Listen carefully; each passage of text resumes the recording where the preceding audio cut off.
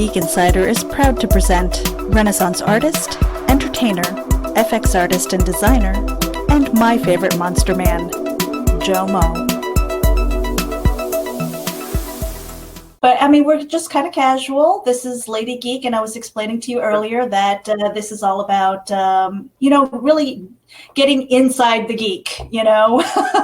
We are looking to share our stories, advocate for the creative persons that we are, getting past the hurdles that we all have. We all have these shared experiences, and the way we handle those.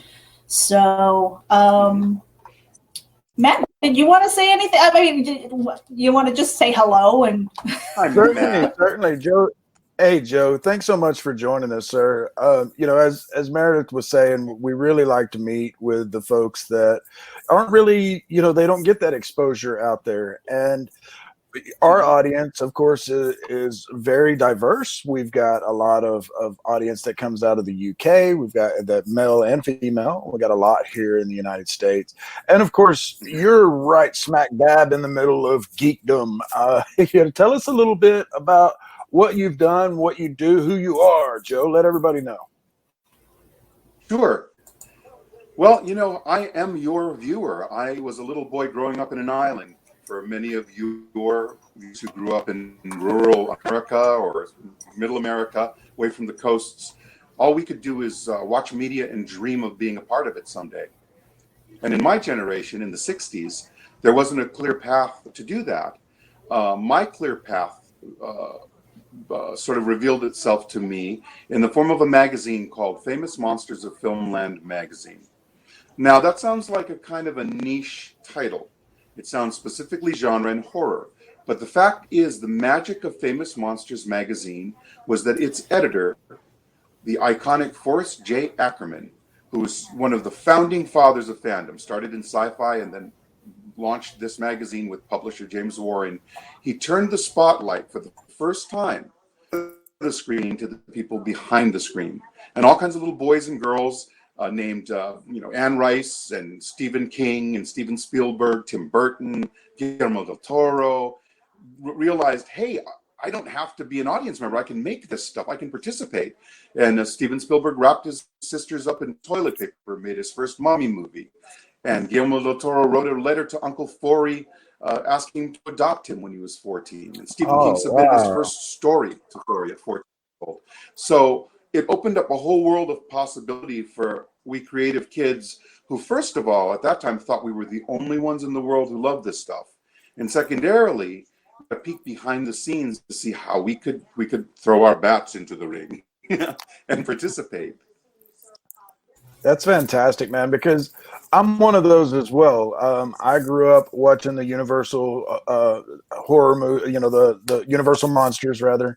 And anytime something came on that was good and scary, and then I actually hold a kind of an esteemed accolade, I guess, because my parents actually banned me from reading Stephen King books as a kid because that's all I read, and they were afraid it was going to warp my mind. And so what did I do? I took them to school and read in class, and I would carry around the stand, that thick, and kids are going, what class are you having to read that? Kids that go, what class you got to read that for? And I go, I'm not, I don't. It's my second time reading this. It's just for fun. And they're like, what? And then being that writer type, I always have these crazy, horror and good versus evil. And having that platform is so important because a lot of the times you do at that age, I grew up in the 70s and the 80s, but you do kind of feel alone. Whippersnapper. Yeah, whippersnapper. I'm 51 now, but so I don't feel like no whippersnapper. But the horror genre and the monster genre, kids growing up, I mean, like Stephen King and Guillermo del Toro, if I can say his name right, they were lucky to have that outlet, that magazine, because so much of it is dropped off these days. We don't have Fangora, we don't have those different serial type magazines where we can pick them up every week, and that's one reason why I went into comics is for the stories and the artwork. When you started breaking into the industry, what was your biggest hurdle that you encountered? My biggest hurdle would have been I was born very, very privileged as far as being in entertainment and art. My father was an entertainer. My grandparents were entertainers in vaudeville. Legacy, and I guess if you have that sort of thing in your DNA, I had that drive to do that. Right. But I didn't really have money, and I also wasn't an island. So if I wanted to be a knife dancer or a Polynesian entertainer, I probably would have been realer. But I really wanted to and I wanted to tell stories that were bigger than that niche. I wanted to tell horror stories because I found it to be the most engrossing. I mean, there are great morality tales. They're rooted in classic literature, a lot of them, a lot of the movies that we were watching. And Right. they just seem to have a bigger reach and a bigger expanse than a lot of the things that were available to me. So a lot of your viewers will relate to the idea of feeling so far away from this place called Hollywood and so far away from the community of people we would fit into if we could just get there. So for me, it's really a matter of resources. What I did is what probably many of your viewers did, and what you all did is you just try to make do with the community and with the environment you have, and you try to build your life into the biggest version of what you want it to be within your community. So I did community as much study acting to school for theater. I did everything I could to try to learn the craft as much as possible. And then the partition of being able to launch myself into the mainland to maybe get that where I could apply myself happened. And that was a long journey that hasn't ended yet. I'm still, I've made so many inroads and I've met so many people, but funny when you don't have the resources, your trajectory is really, really different than somebody that can just go to film school and make a network of people who are going to be making films. Right. Or grow up in Hollywood where you meet a bunch of people who are ultimately going to be making films so that you can hold a boom mic, you can be scripty, you can watch the makeup department work, you can get on set and just see the dynamics of how everything works. So for people like me and many of us, I had to sort of just do everything I could, which I think has only seasoned me opportunity that comes. If opportunity, is preparation meets the chance to do something, then I mean, I've prepared a great deal, and I would encourage everybody to do that. Yeah, I mean, it definitely makes you scrappy, and it takes what you have and makes the most of it, I mean, because if you don't take advantage of those opportunities, then you're probably in the wrong business anyway, Indeed. Indeed. Well, if you can stop, you should. But I mean, many of us, we just can't. This is what we're meant to do in our heart of hearts. And if we could stop and avoid the rejection and torture and struggle, we would. We can't. So you got to accept that at some point too. That is one of my mantra. My mantra in fandom, which is to telling all of the new generation, anyone who listen, that we're ourselves to find our voice, and then you're obligated to share it with the rest of us. The other one is never stop, trying to pursue the life you wish for while you're committing to the life you must do in order to survive. And so you were mentioning being the little boy on an island, and I know that you have a huge family. There are like 11 kids in your family, right? And so I mean, to me that's just like, okay, that's literally a tribe. I have 3 boys, and I don't know how. I mean, we all survived. My kids survived. I survived it. So I know.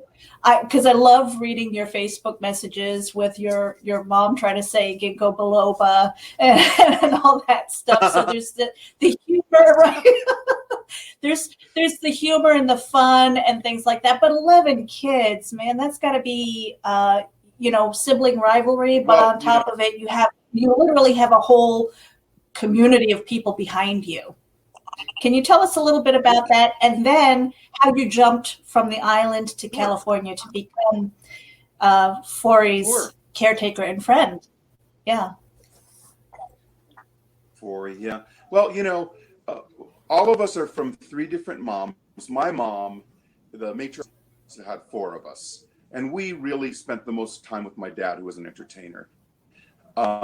He had a younger family. I have one older brother from his first marriage who, is probably 63. I have my youngest brother, I think, just turned maybe 22, 23. So there's a Oh, huge wow. spectrum of people. And now I've got nieces and nephews and grand nieces and nephews. I can't count them. Right. One of the blessings of our one of the blessings of our family is not only are we from the islands where this thing called Ohana, which many people learned about in Lilo and Stitch, but that we were raised on, comes into play, where you really really treat your family with great respect and love, and you don't let outside things influence the affection and love that you have for your family. Things like money. It would be shameful for any of us to ever let money between us. That would be embarrassing to us. Plus, you got to remember, I come from a family of chiefs. My great grandfather, they were chiefs. So there's a kind of understanding, which I wish more people had, and which are in fandom. It's a tribal thing, and tribalism doesn't mean that it means you stick together, but you have to join earnestly into the tribe. Your tribe can involve everybody that wants to be part of it, and so those two things are something that I share with all my brothers and sisters, regardless of how much time I've grown up with them. And that's been instilled a lot by the island. There's some of it, I believe, in our DNA, because we all hate injustice. If we see somebody picking on the little guy, you will see our eyes get blood red. I mean, you'll see, talk about tribal, we will go native. And so I think that's the lucky part of being raised in the islands.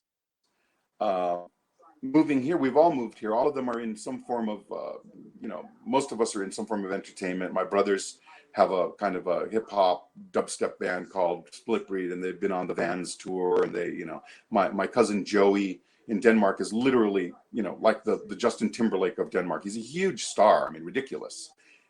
And you talk to him and you get the same kind of down home kind of, hey cuz, how are you? Everybody's there's no pretense about it. So I think that's one of the things that I've hopefully brought with me to the mainland, that I try to instill in all of my friendships and just that I'm trying to build and foster. So I am half Korean. And growing up, I had I had experiences where I was bullied and teased and called names and things like that. And Mm-hmm. I'm wondering, did you have those experiences when you moved from the island? And what were your coping mechanisms for that? I was always a Zelig. I never really experienced that. Anything, I experienced prejudice growing up because my family was very hippie, and so I Mm-hmm. had long hair in the 60s, 70s, and a lot of, I think at the time that I was growing up in the school system in Hawaii, the majority of teachers, 60%, I think, were female Japanese, of Japanese ancestry. So they were very, and they were very, I got a lot of judgment from them in ways, but I had a mother that didn't put up with any of that. So, and we communicated with family. So she trips that I will forget down to talk with teachers, whether it was about me being chastised for not, exercising some religious, posture or something, or if somebody took away my family, she would go down there and she'd say, Mm-hmm. to the teacher, I understand you took this away and now it's gone. You're going to go to the swap meet and you're going to get another one because this is a collective. She was a real advocate for us, very fair and very, Mm-hmm. very kind, but she also wouldn't put up with anything from it came to her kids. That's so important So for, I didn't yeah, have, that's so important for people. yeah, I didn't experience any prejudice per se. And in Hawaii, you got to remember that it's such a melting pot. There was a lot of, I mean, if we spoke the way we did about each other here, we would all be considered bigots because the Filipinos made fun of the Japanese and the Japanese made fun of people, and made fun of the, we had Chinese and the Hawaiian. We called Hawaiian people are lazy, and Chinese people are cheap, and we had all of these kind of cliches, but it was really kind of good natured. It was never, if that's your trait, and people would laugh about it. There wasn't any repression as a a result of it, but it wouldn't have worked here, that's for sure. That kind of language. Yeah, I think a lot of people have lost their sense of humor, especially self-deprecating humor and things. I think that's gone, and hopefully, when we have people who are in our field, whether it's writing, comedians, movie makers, and things like that. I think it's really because they have a larger voice, that it's important that they share that and just say, hey, it's okay to have a sense of humor. You don't have to be so touchy about everything, and I think that's really a blessing and a testament to your family unit to really come together and, advocate for you guys, because not a lot of people have that, And so I think we go out into the community and we try to find that family. Yeah, I had an incredibly strong mother. My father was an entertainer, so he was gone a lot of the time. I mean, we were very close, but he traveled. He was gone a lot. And mom was like really, really strong. I mean, she put herself in medical school, nursing school at about 32 with more or less a single mother of kids, and really, really became, was then an educator at the University of Hawaii, and I mean, she's quite an amazing woman, and she's also very, very mindful and of the disparities and the prejudices that women have to face. I wanted to ask you, Joe. You've been a horror fan for basically the majority of your life, and as we've seen in the last few years, man, the pickings they put a lot out, but there hasn't been a lot of quality, in my opinion. There's been a couple of gems. I did like A Quiet Place.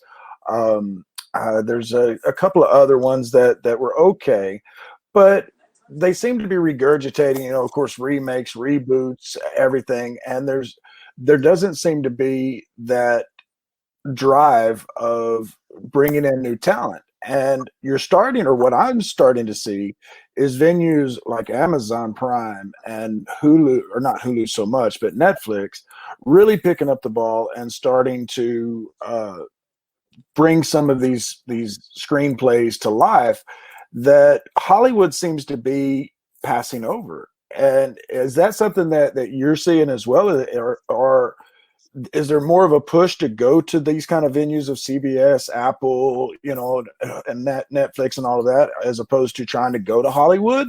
Or is there still the push for scripts in Hollywood? It's still, as expensive making movies and the collaborative, or let's not say collaborative, it's always going to be a collaborative, hopefully, business, but the reduction of personnel necessary to make a viable picture, all of that comes down. More and more people can create, but we're still bound by gatekeepers. We're still bound by people giving us permission to show the work that we finish. Now, that's not a obstacle to people that have the time and the energy or the luck to get it eyes. It is a shame that there's not more easy access to the machinery. And I know that there are people who are working on taking partition away. And I believe in the next 5 years, there's going to be a lot of apps and platforms to create viable content that is not bound by the sort of gatekeepers, by the normal sort of, prohibitions to things and whatnot. And, Right. My biggest worry now is not so much accessibility, and I think that that's coming, but my biggest worry is attention span, that already a lot of these short form, like short movies and stuff, to pander to people who can't keep their eyes open for more than 30 minutes. That's Right. I mean, there's something beautiful about a short story, a novel, and in film, I think that I wouldn't discourage that, but I hate the idea that it's taking responsibility for expanding of an audience, that we're going to pander to the lowest common denominator and make everything bite-sized. That does bug me a little bit. Very much so. I like writing short stories because you can pretty much hammer them out in a short amount of time. You don't have to worry about all the branches and the character development. You're just telling the story. Translating that into to a movie, we see it done all the time. We've seen some great ones like the Shawshank Redemption. That was a short story. Children of the Corn was like one of the shortest stories ever and has multiple what do you call sequels? I can't think and talk. But the problem is. The problem is I completely forgot where I was going with my train of thought. Sequels and franchises. You're talking about sequels. Oh yeah, and yeah. Okay, franchises. that was it. Is that it's harder on the short story end of things. You are, like you said, you're having those apps and everything coming out. And I agree with you. I think there's going to be some really viable platforms where these kind of stories can go. But I'm the same way. Sitting down to watch, I want to check out the new Amazing Stories. I haven't checked that out yet. I know Spielberg is behind us and some of the stories look great. But you're getting those bite-sized things. You're not getting an investment into the story. Like, my favorite story of all time is The Stand, and that is a long book. It's full of character development, and they made a short mini series. They're doing another one, from what I understand. But that is the kind of stuff where it does draw you in, and it kept our attention and made us want more. And we cried when the characters died. And pandering to that lowest common denominator of, okay, I'm going to write a 600-word short story, and we're going to make this into an hour and 29-minute movie. It's just not the entertainment factor that I'm looking for anymore. And I'm afraid that because those formulas are working so well, or at least making money, like they're making a new Saw movie. They're rebooting it, redeveloping it, and I saw the preview for it. It looks okay, but like Chris Rock is in it, and so it leaves me scratching my head a lot.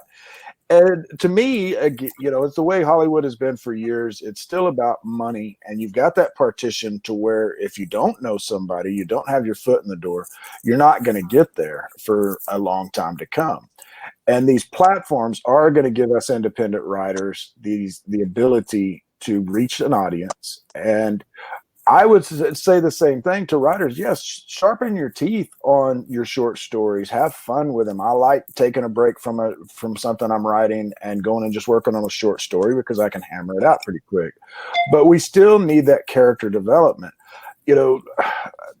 I was so happy when Universal was trying to bring back the Universal monsters, and then they blew it with The Mummy, and they blew it with another one. Now, The Invisible Man looks like they might be on the right track.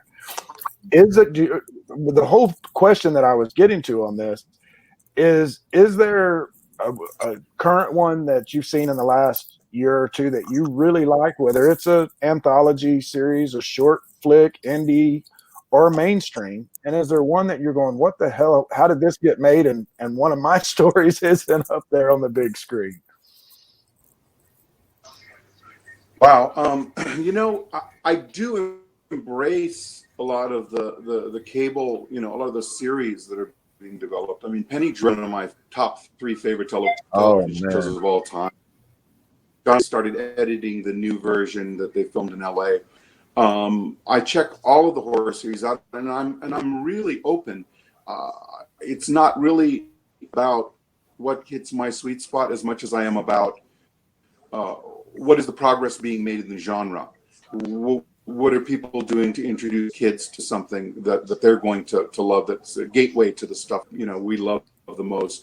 So even Sabrina the Teenage Witch, that it's like Buffy meets Glee. It's quite light and buoyant and funny and sinister. And I'm just finishing up The Outsider, which is, to me, one of the best adaptations of a Stephen King story in a long time. It's true to the story, but it also really captures the essence, tone, and atmosphere of the book. They do what adaptation should do. Take what is, and they open it up to an even deeper what if.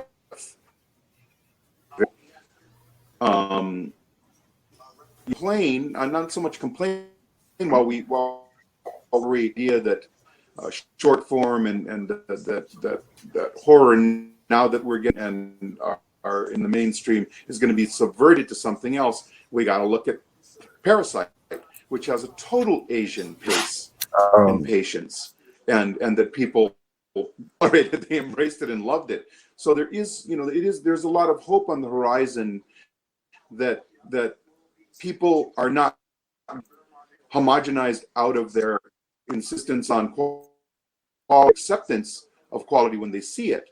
So there's a lot of hope too. I just wish business would Pixar itself and let the creative people of the board table, when they're deciding how to innovate. Always got to be that balance between what people are asking for or feels they need to know. And that's not a balance that's impossible to strike if you think it's important.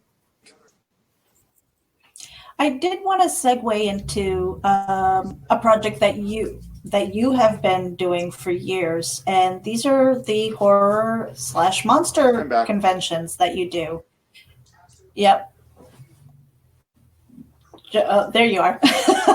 So the horror conventions, the monster conventions that you do, you've got Days of the Dead that's coming up this month, and then with that, you are actually encouraging writers to send in their short stories for this Fanthology, which has me all excited because I'm like, maybe I can get to Atlanta, But can you tell us a little bit about the Monster Cons and the Fanthology and what you're developing and where this is going?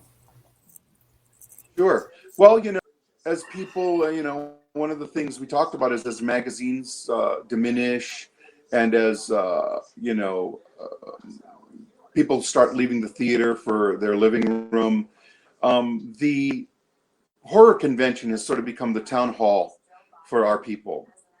And I've always said that, horror fans, genre fans, and, I've always said the genre is really a combination of horror, which extends far beyond, but they're the most literate, creative, and ambitious people I know. It's because so much of what we love is tied to literature, so they're great readers. So when I host now Days of the Dead, we do 6 people, and it's been so rewarding to talk to people about I started out thinking of myself, I get to go be with my people and see all the celebrities that I've known my whole life, boy, that's going to be fun. And it ended up kind of more being an advocate for sharing. To do that, I started to compartmentalize my life. I realized I had this personal life that was very narcissistic and involved in me trying to make money and me trying to, but this social life was almost like I was able to put us misfits together, and to make us misfit together, I was able to introduce a lot of people to the idea of finding their voice and in telling their story. And when that started happening, I found a new level of fulfillment in my life. I realized, you can do both things, but the fact is, towards what you're going to leave behind with your name on it, you're never going to see how many people you can leave behind lips, and that's a really important thing to feel in this world. So when Days of the Dead invited me to be the host of their show, I immediately thought of a creative project. I thought, since Days of the Dead is so agreeable to me, designing my presence there and in supporting what I wanted to create in fandom, because I'd been so successful in building a community, thought, I want them all to be creative entities. I'm always telling them, pick up, write, do makeup, paint, tell a story. And so I thought, short stories, anthologies. So I immediately called my friend Nicholas Grabowski at Black Bed Cheat Books. He published me in the past. And I said, Nicholas, I've got this idea. We've got a brick and mortar show 6 times a year. What if we do an solicit entries, and there's only 500 words or less, and it has to be set in the region of the show. Now, the reason I'd be a good idea is not just because it's got a theme. I thought it would be really cool because one of the perks is if you get into the book, not only do you get free admission to the region's show, the show in your region, but you get to do a book signing. And that really, aside from being in hard copy, opening up a book and writing your name on something you made really makes you believe that you're part of it, that you've done something. And it's a reward that they deserve, that writers deserve, because the rest behind the scenes, spitting out words and having people, somewhere reach, take them in. So that was my idea, and I talked to Bill Philpott, the promoter of Days of the Dead, and so the alchemy was just great. All the planets aligned. That first issue, which was for the Atlanta show, we called it Georgia Screeches, and that was created together in 6 weeks. 6 weeks time, wow. I arrived there. Nicholas Grabowski laid everything out, printed them, and had a box of 50 of those sent to by the time I arrived there. So Saturday I did our little premiere debut, and they sold out. So it's a really great project. The next one is for the 20th. It's called Nevada Necromance, and it's as I had hoped, there are even more submissions for that. I'll be announcing the winner. Really, we'll publish that, debut it. Whatever authors can get there will appear and sign their book and take a look at their fancy glossy hardcover, softcover paperback, and it's a big of fans becoming participants. That is a huge, really, really huge for a lot of people who are trying to break in. And you're right, just that physical motion of signing a book and saying hello to people who are there to read those stories, it's just an amazing experience. So you should be definitely commended for doing that, because I think that just pays it forward to so many people. And what a blessing that is. What other cities, or what all cities do you go to, Joe? Just so that everybody knows. Yeah, Charlotte, North Carolina, Las Vegas, Nevada, Chicago, Illinois. We do Atlanta, Georgia, and Indianapolis, Indiana. And now, mind you, we try to keep them to the region of the state to broaden it out. For example, in Vegas, we called it Nevada because Vegas is casinos, but Nevada is like Native American culture, desert, mafia. It's got a lot of expansive subject to cover there. So we try to keep it as broad as possible. And while we encourage people that are within reach of the region they're writing for, region, so they can come to the show, I've submit stories, and they're in love with American culture and Middle American culture or whatnot, or the culture of the South, the Gothic culture of the South, and things like that. So there's 2,500 words or less, set in the region, and we don't really censor. It's about quality. There are some subjects that I've had to talk to some writers about, only because I thought that the subject that they were trying to advocate for was maybe doing the opposite of what they'd hoped.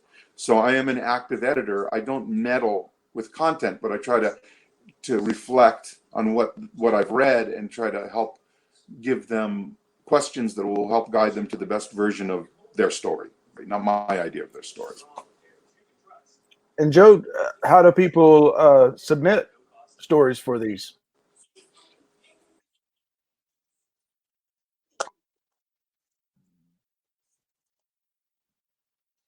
I think you may be lagging again, Joe. Bedsheet Books, or they can go to my Facebook page, which is open. I'm kind of full up on friends because I have a lot of friends because of the shows I do, but I don't qualify as a celebrity, so I don't have a celebrity page. Pretty full up on friends, but my page is open to everyone, and you can Black Bedsheet Books, and it'll tell you. I've told you the rules. It'll tell you the deadlines for each edition, and it'll tell you what you get. And it's also very simple what you get. You get a hard copy of your book. You get to buy as many copies of your book as you want for just $1.50 above cost. You get to come to the show for free, to you and a guest. You get to come to the signing.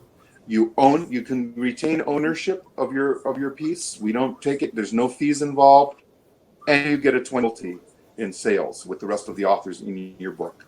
So it's pretty cut and dry. It's really designed to favor the artist. Nicholas Grabowski, when we talked about this, the first thing he said is, I do not want to charge any fees. I do not want there to be anything on the writer's side. I want to see, and I want to find new writers. I want to discover new writers. So that's his aim in it. Bill Philpotts is to promote literacy and to make a community project for everybody to come together at the shows. And mine obviously is to give and participation in this amazing thing that's made my life worth living, Very cool. Very cool. I had an ulterior motive there on asking all of that as well, because I want to submit some stuff myself.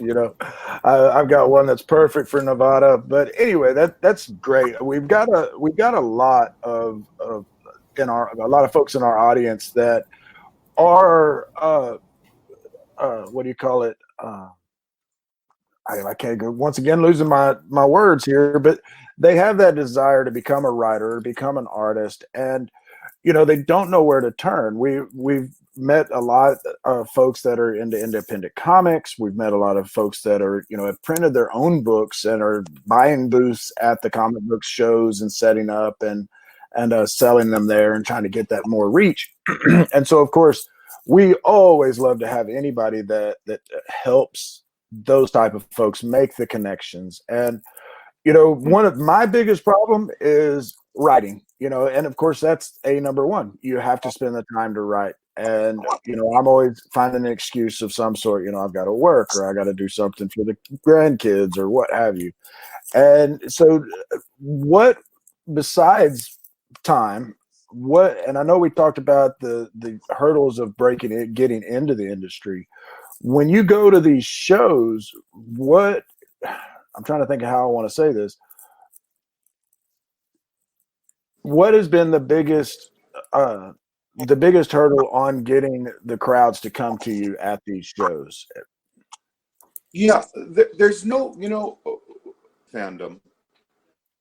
The biggest obstacle is starting, because you start and you're going to a specific group that's very, very in the core of the genre.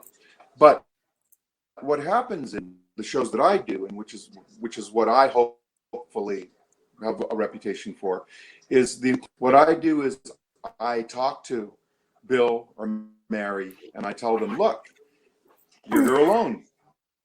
Do you have family like? No, my wife, my husband, my kid, they're not really into it. And I said, well, why not? This is a fun thing. Like, what are they into? I think that are they creative? Well, one of them likes to draw some of the best fan artists and developing artists here, and maybe they'll find encouragement from this person here or that person, and what I try to do is I try to let them know that there's something for everyone in the genre. And when they come to my show, our show, Bill Philpotts' Days of the Dead, what they need to know is that I'm going to, if I have to, take them by the hand through the process. And I'm also going to make their family feel like they're part of this and like we want them to be there. And it's the circus and the ringmasters, and Bill is walking through there talking to people, and his gorgeous wife Julie Ann, who's an actress, is meeting fans and trying to encourage female fandom, and I'm meeting people as an ambassador of the show. When you involve people and you're a conduit between the fans and the celebrities. You know, when you take away that velvet rope, it's incredible. There's two kinds of people. There's people that either leave being happy that they were there, or people that leave never wanting to miss another one. Right. So critical to getting people into the shows is really just the time it takes to make people feel sincerely welcome to the show, which does take a little while. It is show business, and everybody that meets me isn't going to think that I'm necessarily sincere on first meeting. On second meeting, they pretty much get to know that I mean it, that I appear to like people, and that I'm going to recognize them, and I'm going to meet their kids and say, "Oh, I'm so glad you came," and and mean it. So it's just you have the intention of wanting to build community. You have to be sincere, and you have to be steadfast and consistent in welcoming people. And then I think come a terrarium. You've got all of these ambassadors and in. That's very cool, man. I tell you, if y'all ever add Austin, Texas to the list, I'll definitely be there. I wanted to kind of back up a minute here. We've only kind of touched on it that Frozen. you were forced out. Uh-oh. You look like. Did I freeze this time now? Oh, Joe is frozen on mine. Oh, you can hear me though? I can hear you. Joe, can you hear me, or are you frozen? Yeah, he's frozen on me. I can hear you now. You're choppy. Okay. You're choppy, but I can hear you. Can you guys hear me okay? Yeah, I hear you fine now.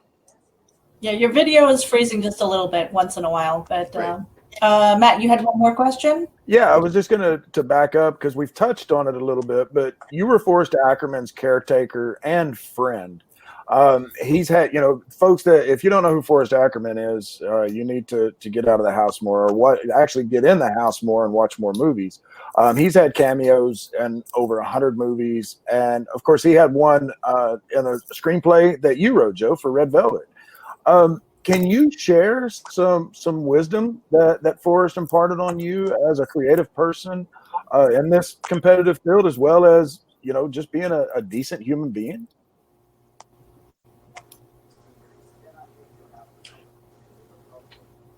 Well, everybody has one in them. I really do believe that.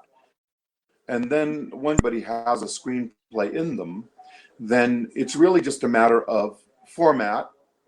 And then at the end of that, it's a matter of quality. Now, quality in screenplays, I think, is a very subjective thing, because what we're talking about is how many people in your audience is going to relate to the story or the characters that you've created, and the best laid plans and the best efforts and the versions of that. You have to accept that maybe your voice perfectly reaches an audience of 15.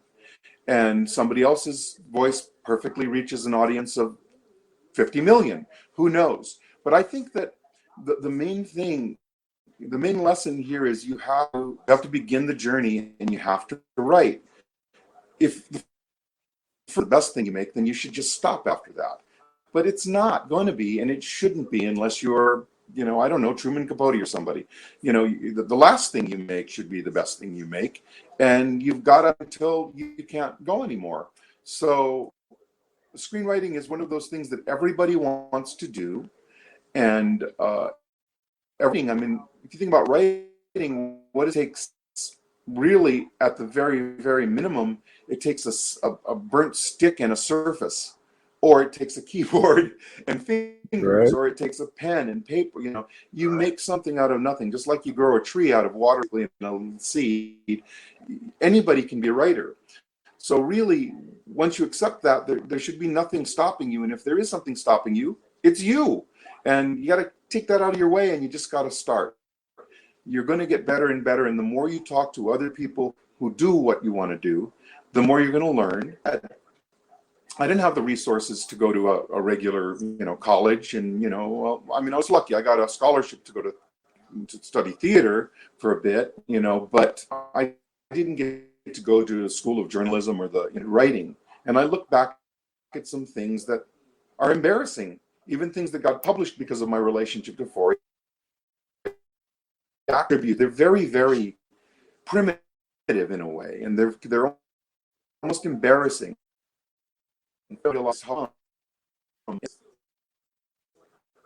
That was to what I've ended up doing. So just start by writing for yourself, and then start by trust, and then just keep expanding your audience, because an artist, if you're happy writing for yourself, then do it. Sit on a beach and do it, or sit in a closet and do it. But if you're writing audience, even an audience of one, then you have to start thinking about who you're talking and what you want them to know. And other than that, the typical advice about and that's not a confinement. It's really when people say that, sometimes I go, oh well, yeah, what? So if you're a plumber, if you're a horse trainer, do you write about? No, it's write about what you know about yourself, about people. Will resonate, because yourself, the more the breakthrough for me is being an honest writer, not just an observational writer. Oh, that person did that and that person did that, but now it's that person did that and it made me feel like it was for them. I would have felt, and building a relationship with the people you're talking to. The other piece of technical advice I would say is, I don't care how good you are, outline, because when it comes down to it, it's impossible for the most sensitive of us to kill our baby. Write it, and then are asked to edit, or we look at it and it's unbalanced. It's really, really hard to go back to edit yourself. So if you outline and you get a sense of where you want to go, getting there, even if it's just a 10-step outline, you'll do your great service. Story form, outlining is so important, especially in the short story form. Stories that you go along and it's like, oh, that's great, and they've left themselves 50 words to fit, and it's just like, and then everything collapses and everything burns and someone's dead, and you're like, well, wait a minute, and it's really hard to go back and reapportion everything and fix the structure and to kill those babies that you're in love with. So I can't stress how important it is, and good writers out there who don't do that. But in my capacity as an editor, it doesn't mean I'm a better writer than anybody. It just means it's my job to reflect on what I'm reading. I have great writers who say I never outline, and I'm just like, and superb if you had. I haven't read many things that weren't intended to be sort of a free-flowing free writing that wouldn't where there were two, so that they could have plotted that path in a way that and effective. That's some very good advice, because many times I've sat down and a story starts percolating up here, and you kind of have the beginning and a little of the middle, and you may know how you want it to end. And then you sit down and you just start pumping that out. And then, I kind of go into a trance, and it's just da da da da da. I say it's my muse whispering to me, and I'm just dictating what she's saying. And then by the time I get to the end, you're exactly right. Going back and dissecting or taking a chunk out, because you have your spouse read it and she goes, this is really great except for this part. And then you realize that you went off on a tangent that you never meant to go, or you didn't complete it, and so you've got this story arc that's going out there, and it just kind of breaks off. And I've learned in the last couple of years that even short stories, the outline is important. And so I've got probably at the bottom of my screen, there's probably a dozen pages of Apple Pages that are opened up with either an outline started or just a quick little blurb of, what the idea was. Because otherwise I lose it and I never go back to it. And it probably wears down on the speed of my computer, but it is what it is. I don't do a lot of gaming and surfing and stuff, so the pages are what slows me down. Meredith, did you have anything else for Joe? Well, Oh, I'm sorry. Go ahead, Joe. well, I was going to say,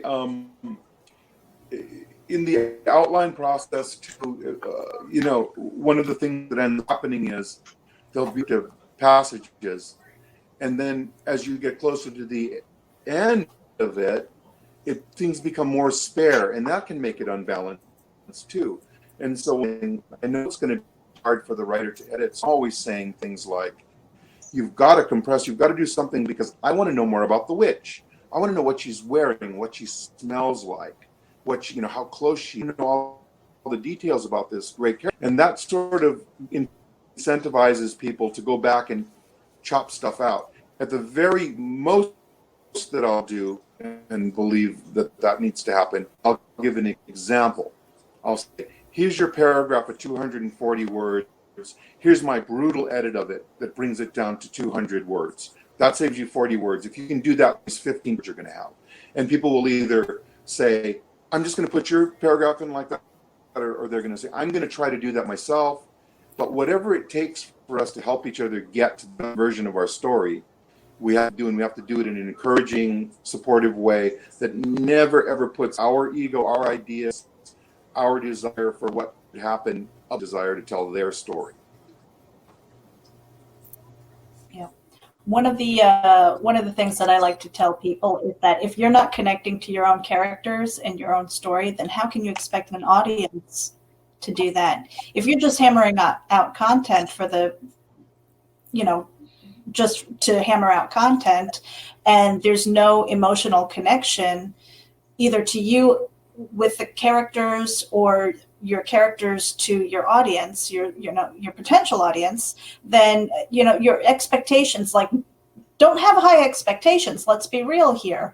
I'm not trying to be brutal or anything like that, but if you don't care enough to take us on that journey and find that emotional connection, then you can't really expect a public audience who knows maybe nothing about you to find that connection. So take the time and the care to really know what you're writing, or who you're writing. It's a sculpture. It's a sculpture. It's say it is, and I don't know who said it, but writing never finished. It's only when you have to. So you should never look at anything as being completely finished till you've just. And on the other side of the spectrum, you should also try to hone your instinct for when it is enough for the moment, because you don't want to muddy it. You don't want to overwrite it. You don't want to end up taking out things that were good. You don't want to second guess yourself either. That's why the relationship reader is so important. If you get credible readers who believe in you and want to help, giving you honest feedback, you're going to have all you need and the best story you can. If you do it in a vacuum, maybe you're Stephen King, and maybe you're so in tune with every element of your environment and everything that you don't need anybody, reflecting. But I would guess that even he has looking at drafts and things like that, So another community aspect of it, when we all get involved and help each other, it's a collaboration. And here's something about writing: criticism. Everybody's going to have an idea, or whether it's Uncle Joe or whoever, everybody's going to try to help. Take it all. There's three kinds. There's informed criticism. There's the other kind of criticism, kind of revelatory criticism, where it's like, oh, I didn't get away with that. Yeah. And then there's the one where what were you sleeping through it? The thing is, take it all, use what you want, because it's never going to say, a story or a screenplay by Joe Moe with 15 great ideas from Uncle Jim. We're going to say it's yours. So get it. You decide. But don't be resistant to criticism. There's going to be a lot of people who aren't qualified to give it. You never know where the gem is going to come from. And that's your gem once delivered to you. Use it. Well, Joe, we've kept you for almost an hour, and the way we normally end our show is by asking one question, and I think that you kind of touched on it earlier, but the one that we close out with is, if you could go back in time and tell your younger self one thing, what would it be? All right. Little Joey, you're going to find many, many years from now that of what you want is a hollow one without people at your side to experience it with you. And the more that you make your life about what you can do for other people, the more enriched your personal journey will be, the more full and worthwhile and ripe the stories that you want to tell will be. And no matter what happens in your life, that having touched people and it's possible and elevated them to the degree that you are able to, you will never ever have anything to regret. Beautiful, beautiful. I told Meredith the other day, because we've got a good little chunk of these so far from various people in various industries. And I told her, I said, we're getting some really good gems out of this stuff, and I want to collect them up and have her put them in an article on the website, with who said it and what they said, because and somebody turned it around on us the other day, and it made me stop and think, because I had never even considered the question. We ask it to everybody, and I didn't even think about it for myself. But Joe, we really, really appreciate the time, and the hour went by quick. You had a lot of great information for our audience. Is there anything else that you want to share? Any shows coming up that you want to promote? Yeah, definitely. Anytime I'm acceptable. Go ahead. I'm sorry. To people who want to talk about their pursuits and their creative. And I hope everybody will submit to these anthologies. It's going to get for field, but we're really looking to publish unpublished writers. Although I do have some first-time writers as well as award winners in these anthologies that are coming out. The first one is this. Rubber. The next one will be coming out on March 20th. And I would love it if possible we're part of the upcoming editions. And I'm here to try to help make sure the story is viable and that you're proud of it. And, regardless of if you get in or not, I guarantee you one thing. If you write a story, you're going to end up with a story. That's very true. And Joe, I'll tell you one thing. With this, I was just looking over the website and the description and everything, and I'm going to hit it out on our social media channels. Just that, not the interview and everything. That'll be separate. But I'm going to promote the anthology and the writing on all of our channels. It hits over 350,000 people, so that those writers out there like myself can jump in and get those stories out to you. I want to read them. That's the selfish part of it for me. I want to read them. Thank you for tuning in to our special interview with Joe Mo. This is Geek Insider. We're now available on iTunes, Spotify, Deezer, and YouTube. Be sure to hit the subscribe button. This is Meredith Loughran with my co-host Matthew Harris. Until the next time, geek out.